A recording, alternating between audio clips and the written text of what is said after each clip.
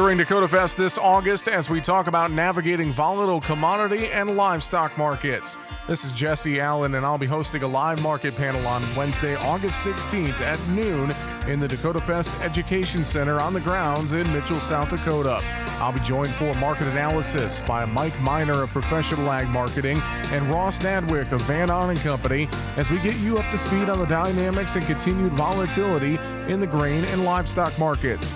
We've continued to see just how volatile things can be with weather impacting grains and a cattle market that continues to soar higher and higher. How do we navigate this volatility, manage our risk, and make a profit?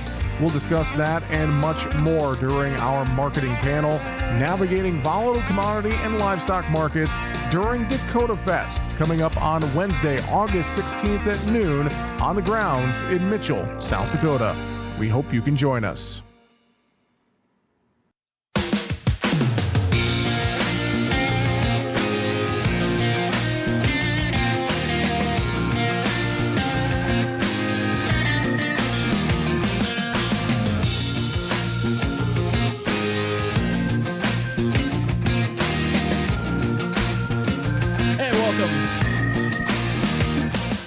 Welcome to Weather and Ag in Focus. I want to thank you for joining us this afternoon.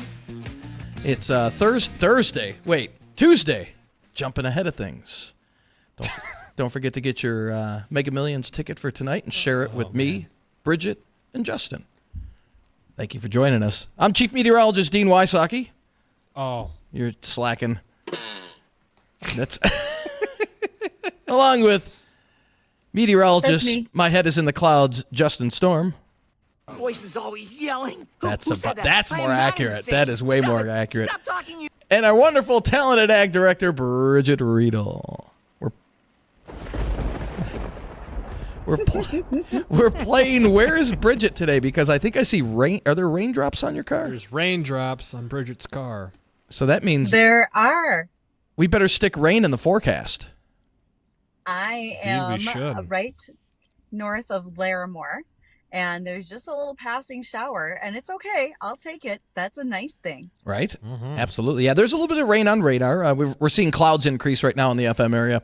And there's a cool front off to our north. That'll be slipping southward as it does. We will see our chances of rain, maybe a few thunderstorms as we head into the evening and overnight hours. Excellent. Let the fun begin. Indeed. Yes. Hey, who was that caller from last week who was ripping into John? Do you remember what his name was? Bridgette, do you remember? It wasn't Greg, was it? That was the day I was gone. You guys were in charge of things, so I hope you were well behaved. But then there was the other caller that was sticking up for John. Yeah. Indeed. Oh, wait, you know what today is? Yeah, you already know who's on hold.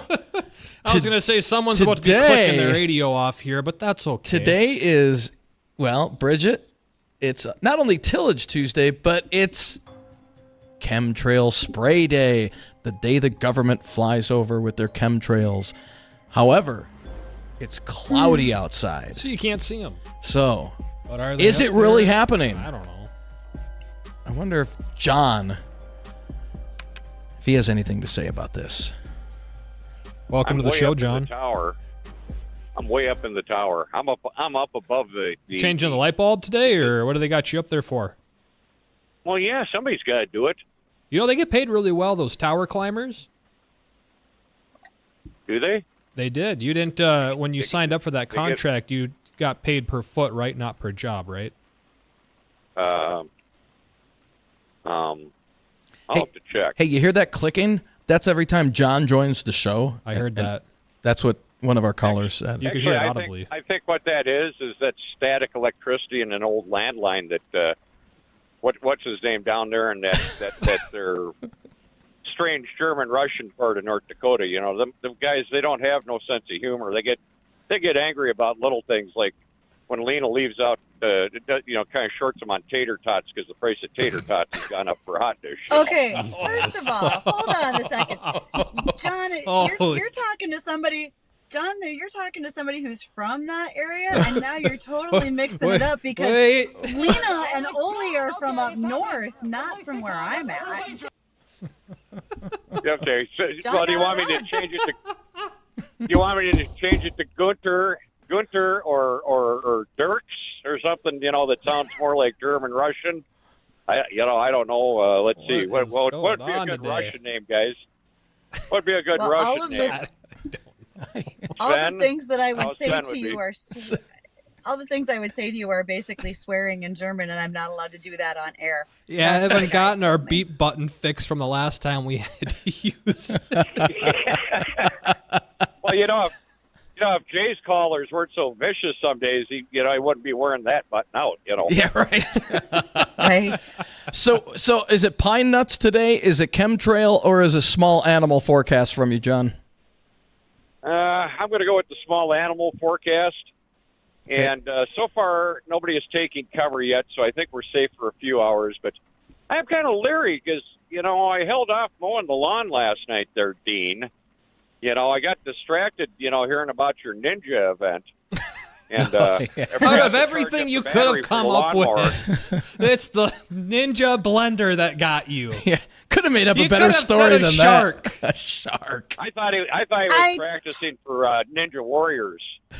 Is what I understood from the conversation, and bodily injured himself in the process. He could have been like, Yeah, go ahead, B.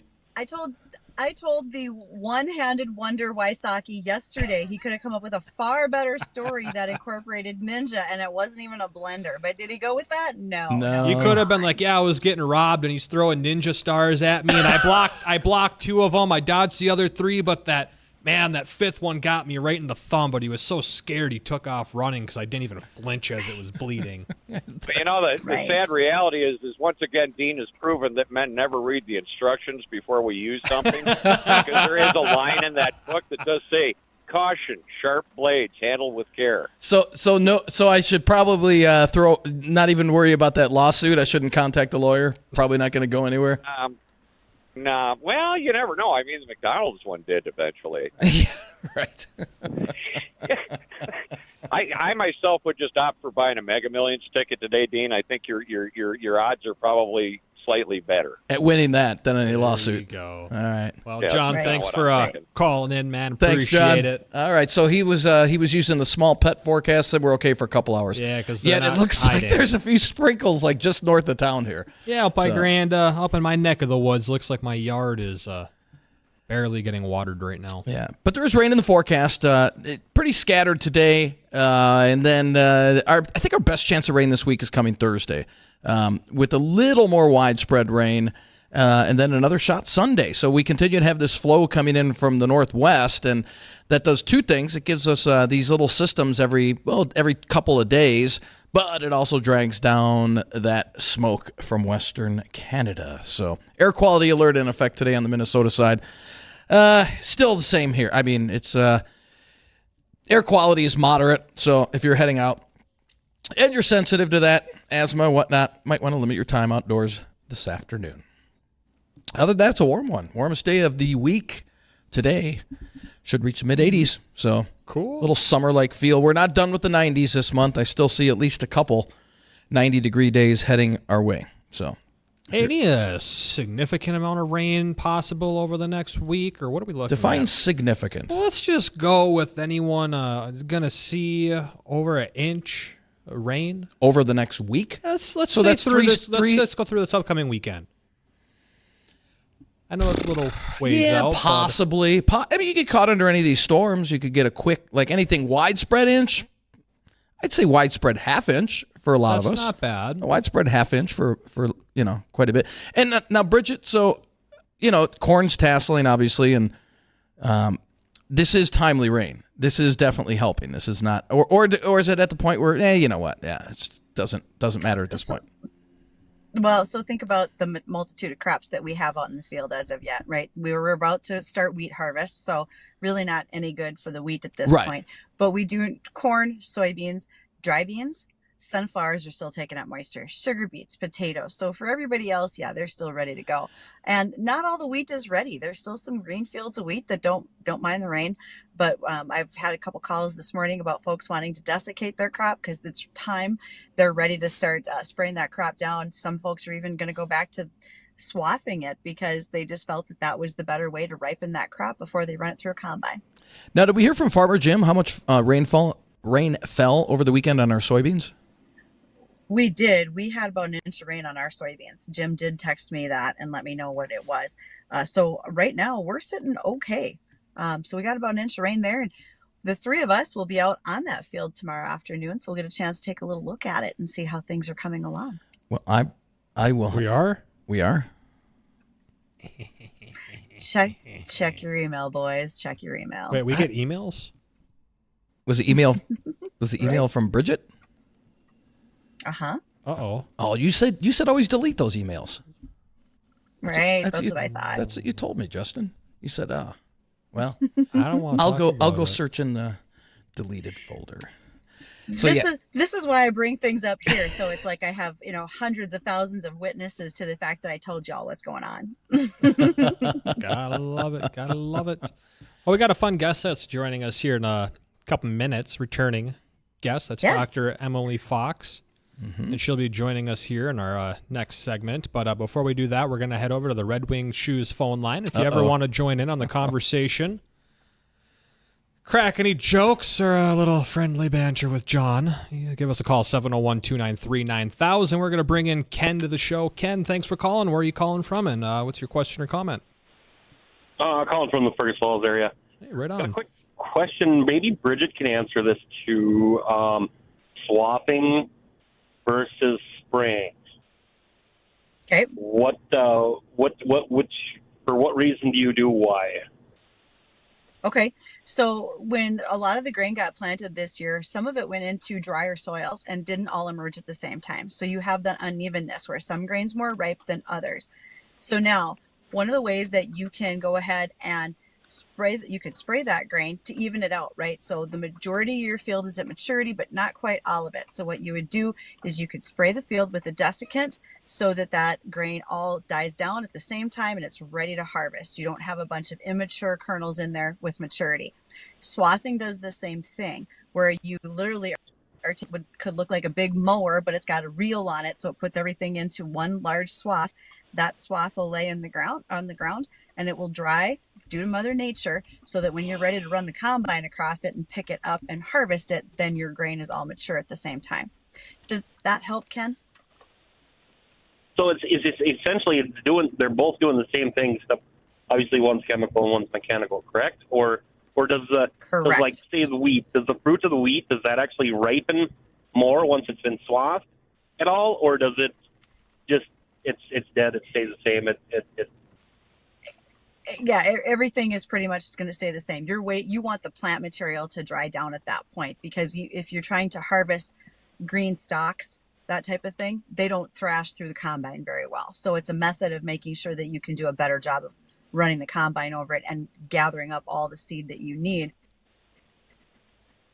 Sure. Okay, one more question to follow up. Like economically, which is more feasible? So it can vary. Do you have a swather, and do you have the pickup heads for your combine to do it? That was something that we did a lot back in the 80s and early 90s, until it became a little bit easier and more economically friendly to be able to spray your field with chemistry to do it. So if you've got the equipment, you can swath it. If you don't have the equipment, you're probably going to spray it and then just use a straight head on your combine to cut the grain as you're moving down the field. Okay, sounds good. I appreciate it. Yep, thanks for calling, Ken. Appreciate you listening.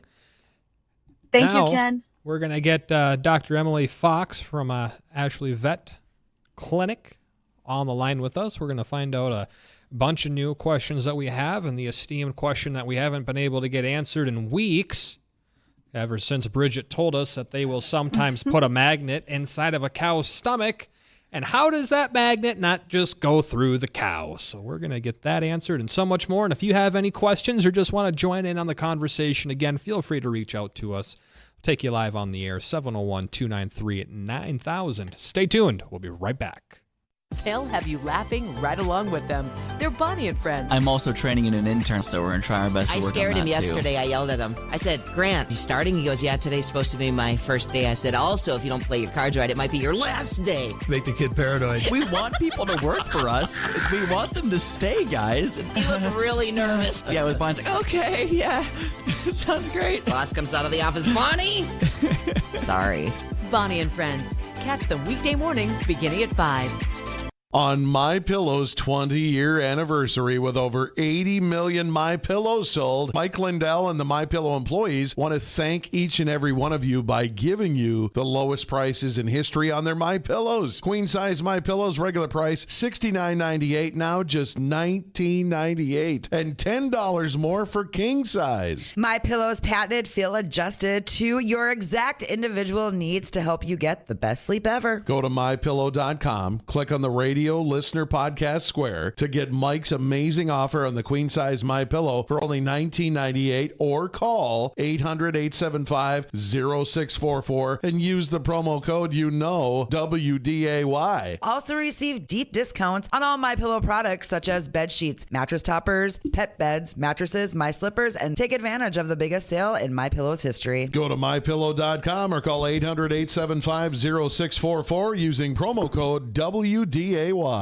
Get a great deal on select Kubota equipment, the #1 tractor brand for durability and owner experience in the U.S. The versatile lineup is built to help you make the most of your land. Right now, get a Kubota compact tractor for $0 down, 0% APR for 84 months, plus save up to $800 on qualifying implements. Now through September 30th, see Acme Equipment for full disclaimer. See the full line of Kubota at Acme Equipment on the I-29 frontage road, Fargo. Don't miss this chance. Join the Tyler's Tree Service family. Canopies are flourishing and our roots are strengthening at Tyler's Tree Service. Whether you love heights and swinging from branches or keeping your feet planted firmly on the ground, they've got the perfect job for you. At Tyler's, they're not just a team, they're like family. They believe in diversity and inclusion, where everyone's skills and passions are valued. They'll provide on-the-job training. CDL recommended but not required. Apply today at tylerscut.com. You go with what works, you trust your experience, and make decisions based on proven results. That is why ag producers like you have chosen Dakota Bank for over half a century and made us one of the largest ag lenders in the nation. Hi, I'm Chad Prewy, ag banker with Dakota Bank in Fargo. No matter the challenges, we are here to help you navigate the highs and lows to grow your business by financing your operating needs, improve your land, or purchase equipment. We all rely on you, and we're just happy to return the favor. Go with allies, go with trust, go with Dakota Bank. Equal housing lender, member FDIC, trust and insurance are not FDIC insured. The defending American Association champion, Fargo-Moorhead Redhawks, begin a 3-game series against the Sioux City Explorers tonight at 7:02. It's Ladies' Night, thanks to New Belgium Brewing Company. Ladies can enjoy New Belgium drink specials all game long. Redhawks versus Explorers, tonight at 7:02. Get your tickets now at the Redhawks ticket office by calling 235-6161 or online at fmredhawks.com. FM Redhawks Baseball. We've got the bases covered for fun.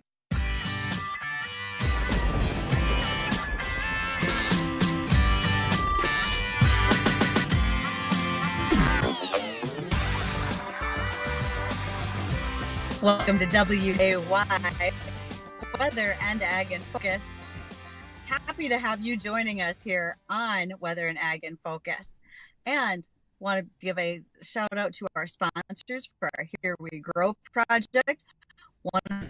Bridgette, I'm sorry. We're getting all sorts of lightning interference from your lightning receiver on the top of your SUV. I think it's actually UFO interference. It could be a little UFO interference. You never know what's going on. Bad weather always seems to follow Bridgette around anywhere she goes, and that's just one of the issues you get with the on location. She can call in. She'll call in. She'll be back here in just a moment. But as Bridgette was saying, thanks for rejoining us.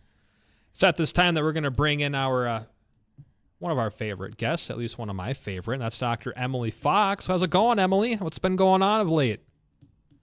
Good. How are you? Hey, I'm doing great. You got any fun situations that have happened recently? Nothing's been too terrible. We are in the middle of what we call ultrasound season. So we do kind of early pregnancy diagnosis for people who want specific calving dates. So right now we're getting out in the field and people are rounding up cows that are still on pasture, and we are ultrasounding them. So we're taking an ultrasound and looking at the size of the head of the fetus, and sometimes also looking at the gender of the fetus, which gives people a pretty good advantage during calving season with being able to know precise due dates, more like a human due date than what we get when we're preg checking, where we're more, to the month, but not to the day so much. Sure. All right. I got a question here for you. And now I'm curious because you said ultrasound, and I've also heard of going shoulder deep. What's the difference, and why do you pick one over the other? So both of them, I use my hand. I do transrectal ultrasound. I don't use a hands-free. There's some controversy as to how much people like hands-free, don't like hands-free. Vets either like them or they don't. That's a big stick with the transrectal probe on it.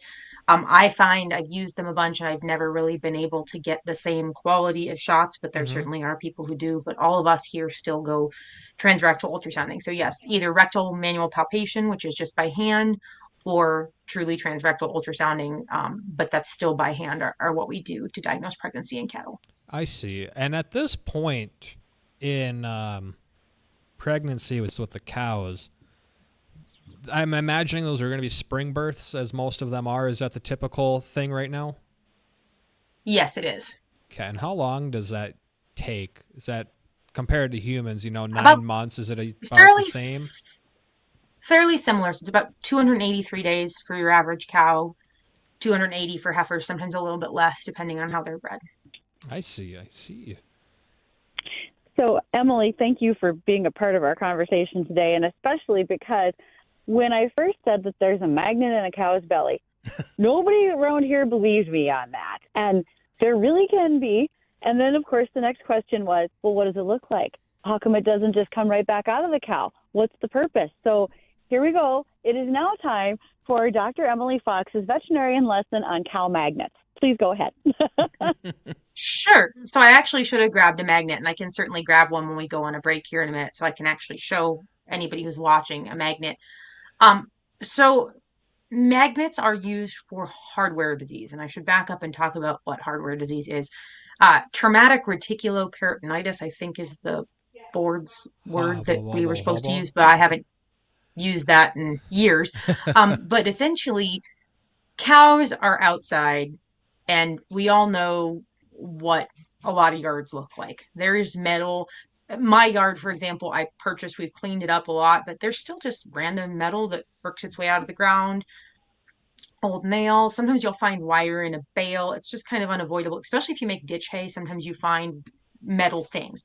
The problem with these metal things is the cow is really designed in a really cool way. People think cows have 4 stomachs. Cows do not have 4 stomachs. They have 4 chambers, but only one of them is actually a glandular stomach, the way you and I think of a stomach.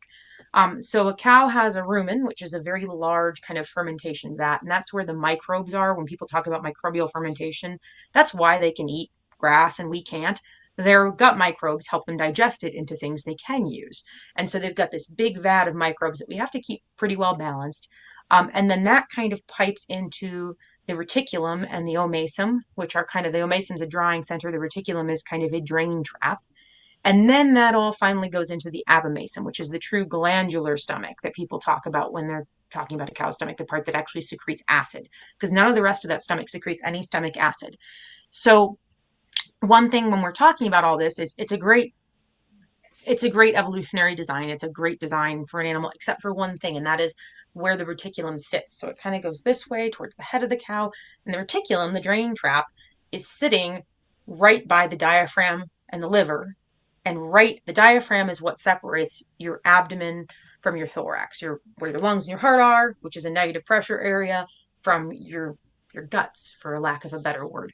And what happens is sometimes if you get something sharp in that drain trap, right, it can kind of poke out of the side of the drain trap because it's not made out of plastic like our drain traps are, but it's made out of tissue. And it can poke into the liver. It can actually poke up into the heart and cause heart failure. And so these animals will be seen typically, they'll kind of lose weight, they'll do poorly, they won't be quite right. And then eventually they will either develop really bad infection if it's poking more into their liver or into their abdomen, or they'll develop heart failure signs. And so these animals will present with bottle jaw edema because fluid will pool because they're in heart failure. That's kind of your classical hardware, or sometimes a jugular pulse. You'll actually be able to see their pulse going back and forth up their neck, and that's abnormal as well. Those are both signs of heart failure. And so these kind of older, poor doer cows, but they can be younger as well, sometimes have hardware. So how do we combat hardware? Because I mean, I do go out in my pens with a giant magnet, but That doesn't work that great. Not everybody can do that. And people with more than the 15 cows I own really can't do that. So it's really hard to keep your meadow cleaned up. Realistically, even when you do, sometimes you buy some hay and or you make a ditch and something's in there. So a lot of people will choose to give a magnet, and that's where the magnet comes in. It'll sit kind of in the rumen or in the reticulum, usually into the reticulum, sometimes in the rumen. Then it'll sit in there and it will accumulate that stuff. And yes, they still have wire or whatever sharp thing they've ingested in them, but the difference is it's not sitting right up against that wall where it's as likely to poke through. And so a lot of people, particularly people who know they have issues in their yards, will administer magnets, and I generally recommend it for a lot of people. And Emily, is there ever a time where, all right, I'm sure you can X-rays or whatnot, but where the cow has ingested too much metal, obviously the magnet is attracting everything in there, where you have to go in there surgically and take out all the metal, or usually doesn't get that bad? So you can. Usually, unfortunately, because we don't go around routinely first of all, cows are really hard to x-ray actually, because you need a generator. My generator can't get through the stomach of a cow. It's too big. It's too much. Even in school, we didn't really have many generators that could do that. So it's pretty hard. That being said, yes, it would show up on an x-ray because metal does. What generally happens is, unfortunately, usually animals with hardware don't get found right until they're symptomatic. And by the time they're symptomatic, sometimes doing an exploratory ruminotomy to take the wire out may be of questionable value. So it's not done as often as one would think. It certainly can be done. There certainly are people that have done it and done it successfully. But the problem is a lot of the animals that I'm seeing, if they're in fulminant heart failure, it may not be a realistic choice. And those animals probably, unfortunately, are going to perish, which is why magnets are a good idea for a lot of animals. The other thing is sometimes people will give a second magnet. But yes, there are definitely times when you can find things like that on a ruminotomy. I've actually found net wrap to be equally difficult or worse, and I find it frequently on necropsy. When I was in school, Dr. Megan, she was my surgery partner, and she's one of my partners now here at the clinic. She and I did a surgery on a dairy cow who had been in the cull pen. And it was our first surgery, and I reached in and I said, I don't think there's supposed to be a piece of tissue here. And Megan reached in and she said, that's not tissue. And we pulled out a ball of net wrap that was the size of a basketball. So no, it's not just metal that's an issue anymore. Net wrap's a huge issue, and I find it quite a bit. So, I mean, that can be just as bad. There's a study out of Europe that showed that even sisal twine takes I think it's 6 or 9 months to degrade in a rumen environment, and net wrap pretty much wouldn't degrade within the lifetime of the animal. And Emily, real quick before we have to go to break, I know Justin was talking about this the other day. What keeps the magnet in there? What keeps it from passing through the cow? So some of it's gravity, right? The way the cow's designed, it's kind of got almost like a trap type shape. So you got this big vat where things kind of float. There's a fiber mat of fibers that are being digested. There's kind of wet stuff and microbes underneath, and then there's a little bit of gas cap and air cap on top generally. And so you can imagine when you plop that magnet in, it plops down into the water. The things that flow out generally flow out way higher up. So that kind of keeps it from going out. And then if it did get into the reticulum, again, same trap deal. So the way that gravity pretty much does keep it from going out. There's not a tremendous amount of active peristalsis or active pushing in that area. In fact, I'm not sure there's much of any. There's a little bit, but it's contractile, but it's not forcing a lot of stuff through. A lot of things kind of flow through the rumen, and there's gentle contraction, but not enough to lift up something that's all the way at the bottom of the rumen. And to give you an idea of scale, I mean, a cow's rumen is like this in a full-size cow when you're post-mortem cow. They're quite large. The abomasum is quite a bit smaller, but I didn't grab one to put on air. I thought that'd be a little gross. That's all super interesting. And did you say you have one of these magnets, or you might? Yes, I'm going to grab one while you guys go on break. I'm going to grab a magnet. That would be really cool. I'd love to see what it looks like. Let's do that right now. Hey, if you got a question for Dr. Emily Fox or us, something that maybe has been a little confusing or even just a vet question, give us a call. 701-293-9000 is the Red Wing Shoes phone line. We're going to take a short moment here. Dr. Emily is going to get that magnet, and when we come back, we'll see what that looks like. We'll get the rest of our questions answered, and, of course, any that you might have. You know the voice. If you're a lawmaker, maybe you should strap on a vest and some boots and get out there in the great Minnesota woods and just see what it's all about before you start voting on crap you don't know anything about. Timberwolves aren't just on the court in Minnesota. Oh, yeah, right. Wow, Ronnie. The Jay Thomas Show, weekdays at 2 on 970 AM and 93.1 FM, WDAY Radio. Boost your crop's health with Domark 230 ME and Badge SC fungicide exclusively from Gowan, USA. Domark's systematic action teams up with Badge's outstanding mixing properties for unbeaten disease control on sugar beets, dried edible beans, and canola. Experience the power of 2 different modes of action with Domark and Badge. Don't wait. Contact your local ag retailer and ask about Domark 230 ME and Badge SC. Always read and follow label directions from Gowan, USA. Hey, Ronnie, grilling season finally here this weekend. I'm going to sit on my deck with a cold beer and watch Alex grill some meat.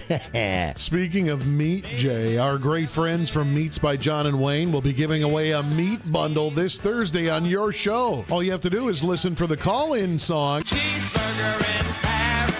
And be the 9th caller. Ronnie, there's a reason those guys have been voted best butcher shop in the Red River Valley since 2016. Meats by John and Wayne. All your meat needs. You're building stuff, but you don't have the tools or machinery. Contact Zeus Sales and Equipment. They have what you need. Their vast inventory includes items such as rough terrain and electric scissor lifts, skid steers and compact loaders, walk-behinds, and attachments for sale and rent. Their team is dedicated to helping you find the right equipment. Competitive pricing and flexible options make them the go-to for contractors. 2 locations, the Hollywood Lumber Company and in Fargo. Call 701-951-7368. 951-RENT. ZeusRentals.net. The power of Zeus. Hey, it's Chief Meteorologist Dean Wysocki. Join me, Justin Storm, and Ag Director Bridgette Readel throughout the summer as we attempt to grow a crop of soybeans. We're calling it Here We Grow, and we'll be documenting what it takes to farm in the Red River Valley and beyond. Look for new videos every Friday on WDAYRadioNow.com, our YouTube channel, and social media pages. Here We Grow is brought to you in part by ND Estate Services, Irie Insurance, and WDAY Radio. It's easy to think all money managers are pretty much the same, but at Fisher Investments, we're clearly different. Different? How? You sell high commission investment products, right? No, Fisher Investments doesn't sell any commission-based investment products. Well, you must earn commissions on trades. Nope, never at Fisher. We're a fiduciary, obligated to act in our client's best interest. It's the highest standard of care for a financial advisor. How do you know what's in their best interest? We get to know our clients and then tailor a portfolio based on their goals and needs. But you probably sneak in some hidden and layered fees. No, we have one transparent management fee structured so we do better when our clients do better. Wow, you really do look out for your clients. That's because our top priority is helping them achieve a comfortable retirement. It might be why most of our clients come from other money managers. Visit FisherInvestments.com to find out why investors like you switch to us. Fisher Investments. Clearly different money management. Investments and securities involve the risk of loss. You don't have to live in Britain to get what the New York Times calls the best of British telly. Stream the UK's most brilliant series only on BritBox. Unlock acclaimed favourites including Vera and Stonehouse, starring Succession's Matthew McFadden. Plus, don't miss upcoming original dramas like Archie, the story of Hollywood's greatest leading man, Cary Grant. Lose yourself in Britain's best entertainment, only on BritBox. Start a free trial at BritBox.com.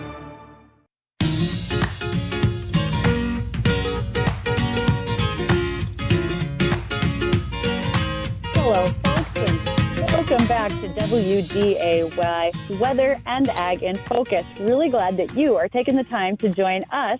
I'm Bridgette Readel, Ag Director, Chief Meteorologist Dean Wysocki, Meteorologist Justin Storm, and a very big thank you to sponsors on our Here We Grow project, AB Seeds, for providing us with Invita, which is a bacteria that creates vesicles within the cells that can capture atmospheric nitrogen for season-long nitrogen in nourishment. We were able to put that on our field. And then also Titan Machinery, which they've done an outstanding job of being a part of this project. Thank you as the local Case Equipment IH dealer.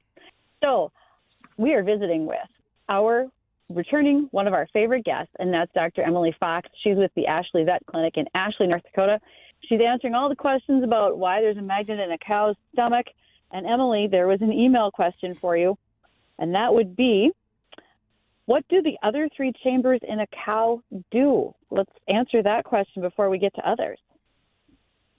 Sure. So, the rumen is where the fermentation happens. And that's, I think, when a lot of people think about a stomach, I think that's what they think because it's the biggest organ, right? So the rumen is where the little microbes, the little gut bacteria, they do all the fermenting. So you eat grass and then these special good bacteria, which is why the bacterial balance is so important to cows. They ferment the feed. There's this big mat of fiber. There's like this wet stuff underneath where the bacteria are hanging out. And then there's a gas cap on the top. And that's the part, if you hear about cows bloating, that's the part that usually fills with gas during a bloat. Now, there's also the reticulum, which is kind of like a drain trap. It's a kind of a honeycomb shaped material on the inside. Each one has a different lining, so you can always kind of tell where you are. The rumen has these papillae, these little fingers that are kind of absorptive, good places for bacteria to hang out. It's very fluidy in there. Then they get to the reticulum, which is this kind of honeycomb drain trappy matrix. Doesn't really do much except trap debris. Also, you find a lot of little pea rock in there and stuff when you're looking. And when you get tripe or like tripa for tacos, if you're eating Mexican food, that is generally the chamber of the stomach that you're eating. That is the reticulum, actually. That's kind of a chewier textured meat, but it is common in quite a few different groups for cooking. Then you have the omasum, which has these kind of leaves. It kind of leaves are the best way to describe it. It's kind of a little ball, a hard ball, and it helps dry out some of the ingesta before it moves to the abomasum, which is the true glandular stomach. That's the 4th chamber. That's the one that's like our stomach. It's the only one that secretes any acid for digestion. And then it'll move into the intestinal tract more like it would in any other animal.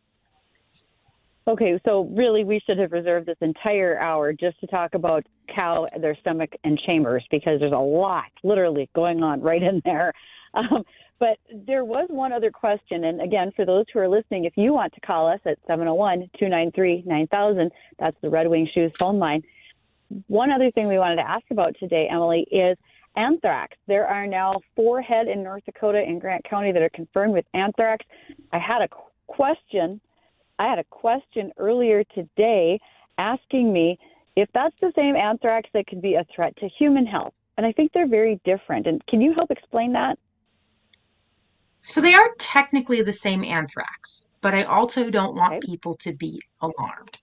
So we should talk about the history of anthrax first, which I had to make sure that I had this right because I knew it had to do with the pastor-coach argument back in the late 1800s. But for anybody who's really into science, there's Louis Pasteur, the guy who made pasteurization and all this cool stuff. And then there's that other guy, Robert Koch, depending on how you say it, that no one really talked about because he was German. So they had kind of a rivalry, the French guy and the German guy, and they both were working on early vaccines, finding bacteria. And anthrax, I believe, was actually the first bacteria that anybody really isolated and was able to grow. And that was actually Koch that did that. So this has been around for a long time.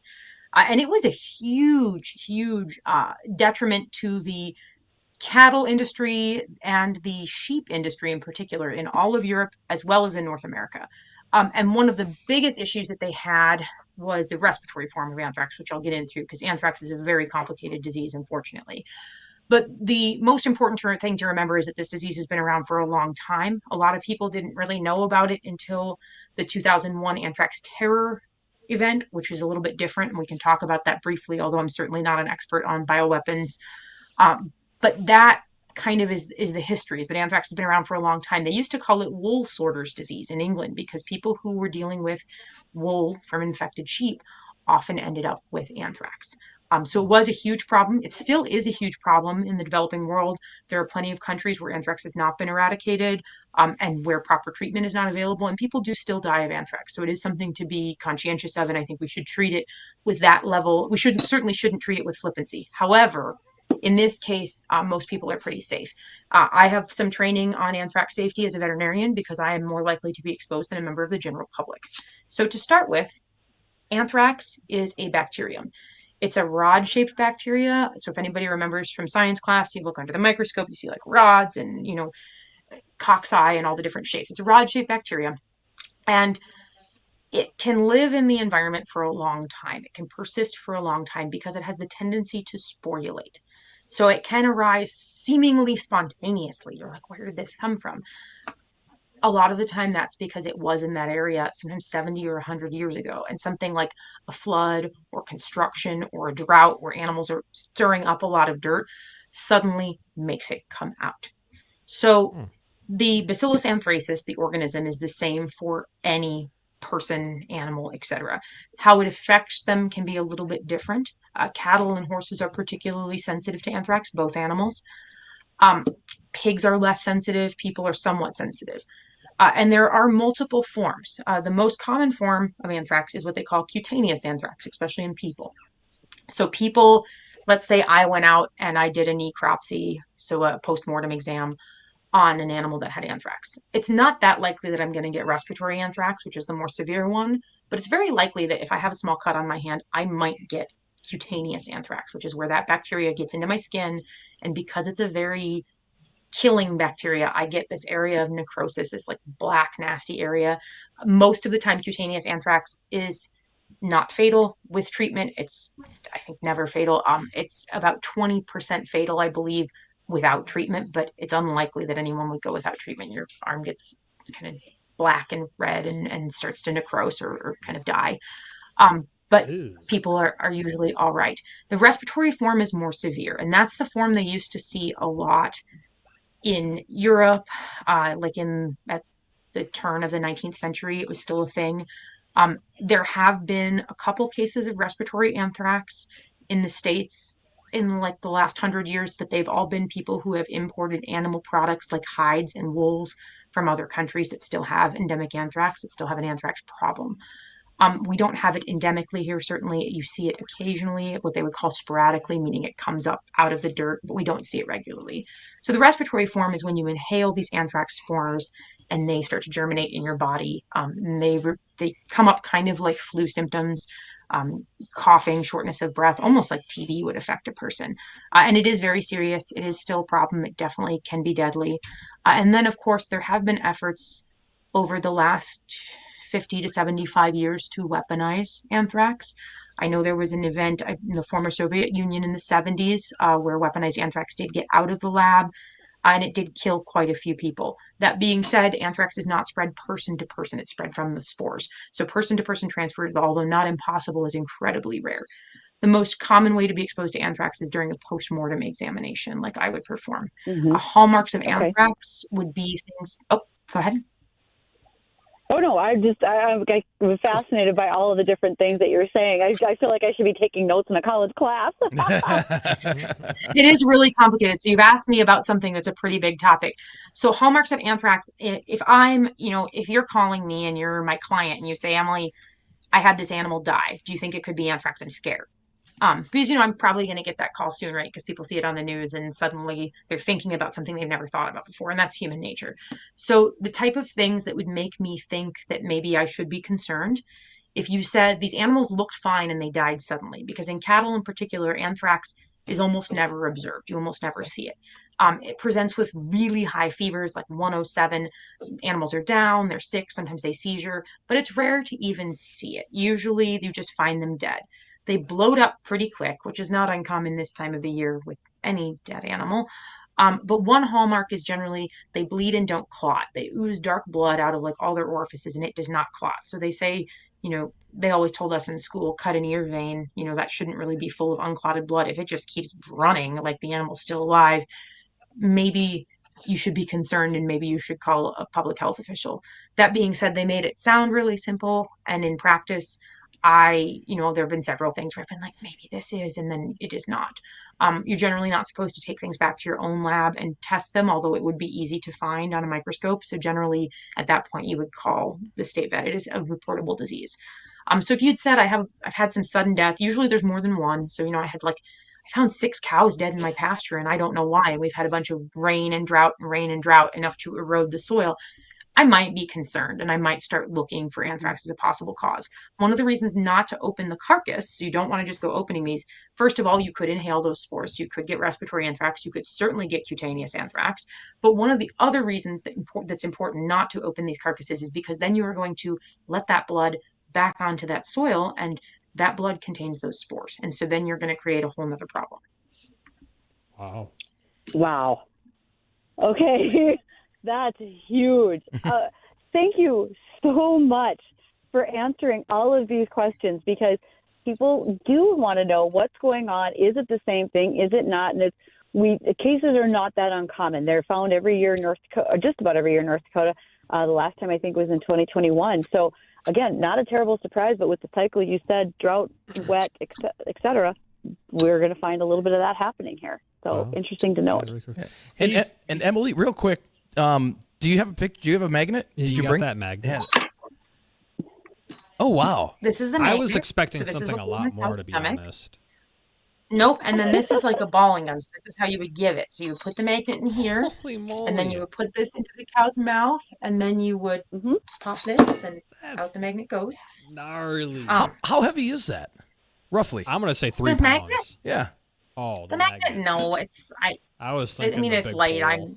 It's not particularly heavy. Okay. It's heavier than like a pen, but they're not huge. And they do sit nicely in there. One other thing about anthrax, just if people think they have it, they really should contact their veterinarian right away, because it is, something that you would want to know, certainly. And there is a vaccine. It's considered a risk-based vaccine, but it is very effective. It was actually one of the first vaccines ever developed. I think it might have been the first. Robert Koch actually developed it. I think it was the 1880s, so pretty early. It was one of the first vaccinations. I think smallpox might have been first, but I think it was the first I can't remember. I think it was this first bacterial vaccine, which is pretty cool when we think about it. So it is a very effective vaccine. I don't really push for non-anthrax areas or people who don't have documentation of anthrax in their area to do it, because I think sometimes if we vaccinate for everything, I think that's a little much. But I do think it's a valuable vaccine, and it's certainly an effective vaccine. So if you have anthrax in your area, you should be contacting your veterinarian to see if they think that the anthrax vaccine would be a good choice for your cattle. Dr. Emily, could you hold that up again, the magnet and the depositor? All right, so we're gonna go back. I don't know, a couple of years. I'm thinking, what were your thoughts on that feeling the first time that you put a magnet like that into a cow? I don't know, honestly. The calcium boluses they make for dairy cows, I remember when those came out, and they're about 3 times the size of this thing. And I thought, by God, that's not going to fit in the cow. So by comparison, this is good. I mean, the first thing I thought about, it's actually really hard to get. Obviously, cows don't really like to take their pills. This is like a very big version of a cat pillar. But I assure you, pulling cats is harder, because cats can be pretty mean about taking pills. They don't want to. But the hardest thing about this is the cow has a tendency, if you don't get it just straight, which you can imagine how hard that is depending on the chute you're in, cow likes to grab it between your teeth. Like, nah, I'm not going to do that. I'm just going to chew on this thing.